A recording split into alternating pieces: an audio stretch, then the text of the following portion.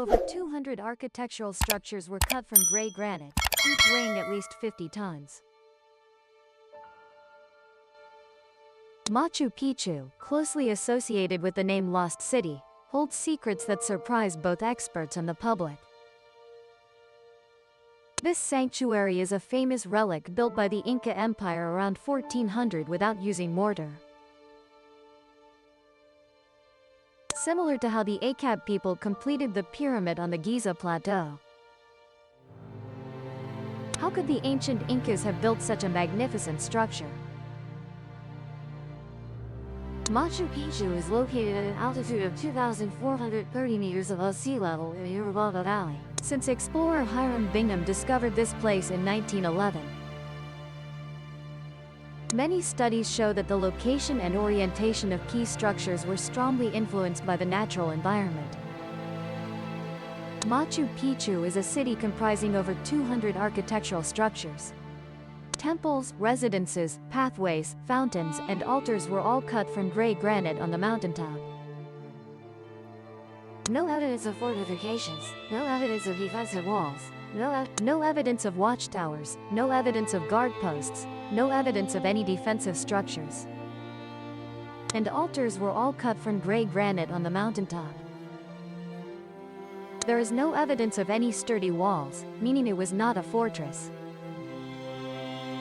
Many stone blocks weigh over 50 tons, all cut and fitted together without using mortar. Yet so precise that it raises skepticism about how the ancient Incas could build such a grand place.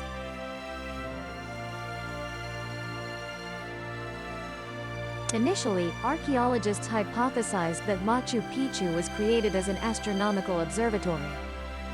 Here, there is a stone located at the highest part of the site, called the Intihuatana stone, used to indicate the accuracy of the two equinoxes, as well as other celestial events. According to local legends, shamans considered this stone a gateway to another world. They believed that touching the stone with one's forehead would open a vision to the spirit world.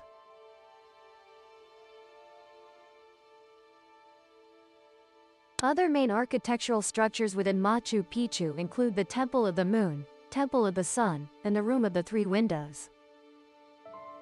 Unfortunately, written or pictorial clues at Machu Picchu to prove that the astronomical observatory was the sole purpose of this site are no longer present.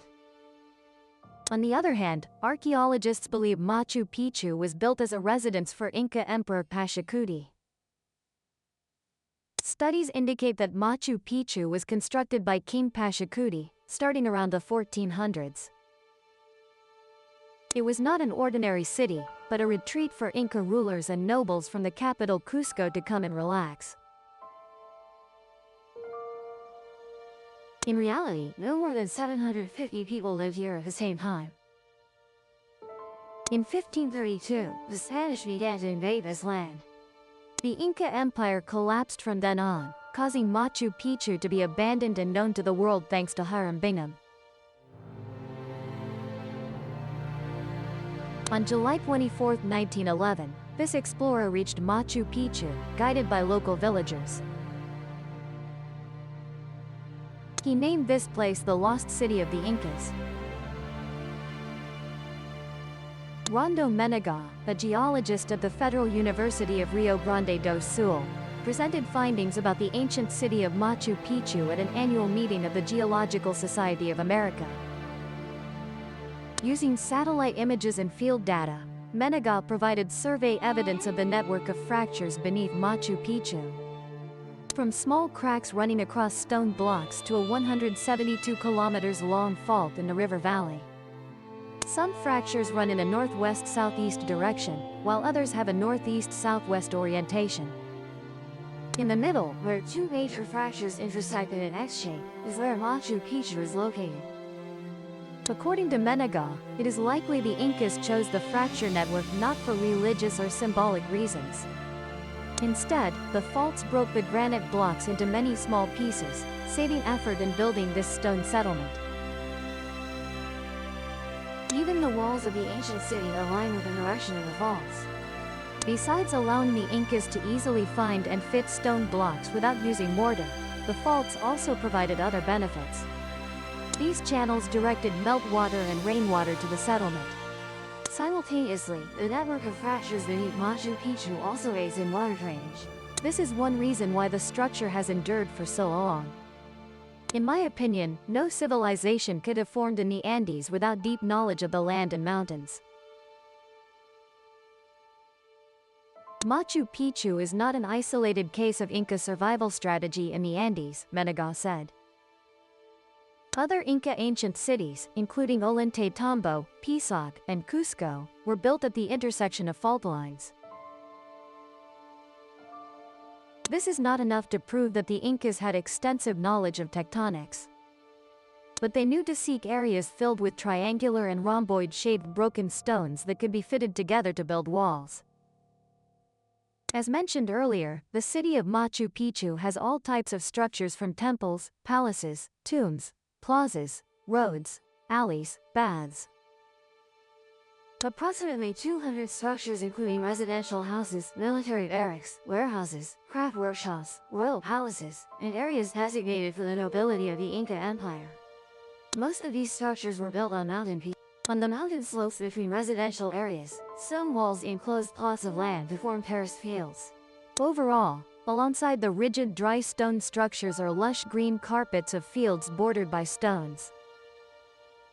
Additionally, the city has 2 water channels that flow into residential areas in order of priority, serving the nobility in extensive agricultural zones.